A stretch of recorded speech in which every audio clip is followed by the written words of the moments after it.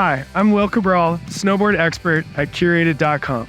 I've helped hundreds of people buy the right gear for them at Curated. And today I got a chance to ride the Jones Flagship. The Jones Flagship is the original big mountain board. It really wants to charge and do some free riding and fall line freestyle. Just so you know, I'm not sponsored and all these reviews are completely unbiased. And don't forget, if you need help finding the right board for you, click the link in the description and we'll be happy to help you out. So the Jones Flagship has a pretty large nose, a pretty large rocker in the nose, and then a big camber section and a shorter tail with a little bit of rocker there as well. It's really a board that needs to be on steep terrain and going fast. And I really liked how it carved. This was a board that, you could just lay over and then it held pretty well. It has Jones's Traction Tech 3.0, which has bumps in 3 different places on the side cut to kind of keep you locked in. This was a board that really, held its own through uneven terrain, and I didn't get any chatter in this board.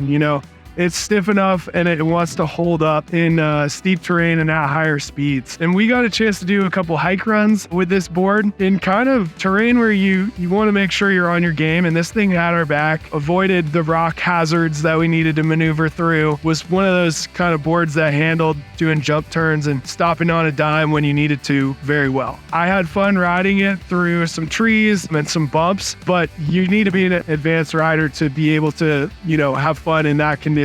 Because if you're going slow through those things, this might feel a little bit tough to get the maneuverability back up and going. It's not going to be the most playful board, but if you're going to butter around, it's still going to do that. That little bit of rocker on the nose and the tail is going to help with that. Riding switch, it does have a bit shorter of a tail, so not going to be ideal for really riding switch or landing switch.